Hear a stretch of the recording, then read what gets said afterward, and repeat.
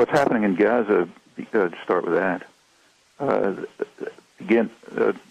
basically the current stage of what's going on, there's a lot more, begins with the Hamas election back at the end of January. The Hamas, the Hezbollah at once announced that they were going to punish the people of Palestine for voting the wrong way in a free election, and the punishment has been severe. The latest phase began on June 24th, when I think it was, when the Hamas abducted two Gaza civilians, a doctor and his brother. We don't know their names. You don't know the names of victims. They were taken to Israel, presuming for prisoner release. The next day, something happened which we do know about a lot.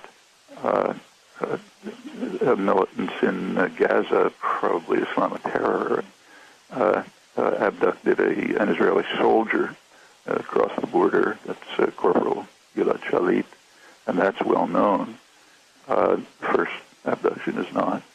Then followed the escalation of Israeli attacks on Gaza, which I don't have to repeat. We've reported them adequately. The next stage was Hezbollah's abduction of two soldiers, they say, on the border.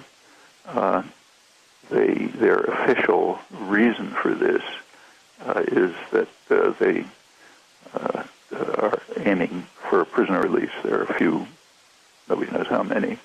Officially, there are 3 Israeli soldiers, prisoners in Gaza. Allegedly, a couple hundred people missing. Nobody knows where they are. But the real reason, I think it's generally agreed by the Hamas, is that, I'll read from the Hezbollah Times, which happens to be right in front of me, the timing and scale of its attack suggests it was partly intended to reduce the pressure on the Palestinians by forcing Israel to fight on 2 fronts simultaneously. The Hamas, who knows this area well, describes it, I think, this morning as a display of solidarity with suffering people, the clinching impulse. It's a very, in my view, very responsible act that subjects Lebanese to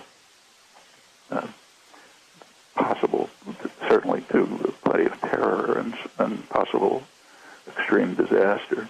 100 Israeli attacks against Hezbollah's killed, latest reports, maybe 60 or so Hezbollah's. After the heavy Hezbollah's, hundreds of rockets have been fired and destroyed a lot of infrastructure. As always, things have precedence, and you have to decide which was the inciting event. In my view, the inciting event in the present case, the events are those that I mentioned. The constant, intense repression, plenty of abductions, plenty of atrocities in Gaza, the steady takeover of the West Bank, which in effect, if it continues, is just the murder of a nation. That's the end of Palestine. The abduction on June 24th of the 2 Gaza civilians, and then the reaction to the abduction of Corporal Shalit. And there's a difference, incidentally, between abduction of civilians and abduction of soldiers. Even international humanitarian law makes that distinction. If there's a conflict going on, you can decide whether to call it war or not, but a military conflict going on, abduction, if soldiers are captured, they are to be treated humanely, but it is not a crime at the level of capture of civilians and bringing them across the border into your own country. That's a serious crime, and that's the one that's not reported. And in fact, remember that, I want to tell you that there are constant attacks going on in Israel, which is basically a prison, huge prison, under constant attack all the time. Economic strangulation, military attack, assassinations, and so on. That Israel would take over the Jordan Valley.